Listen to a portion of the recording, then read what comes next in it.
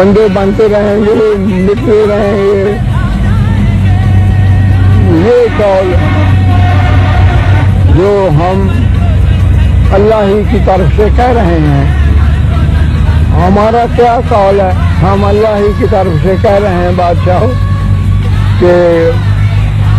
कि वो दिन दूर नहीं जब पाकिस्तान की हाँ और ना में अक़वाम आलम के फैसले हुआ करेंगे। माशा अल्लाह तौफीक इल्ला बिल्लाह है जी। अस्सलाम वालेकुम।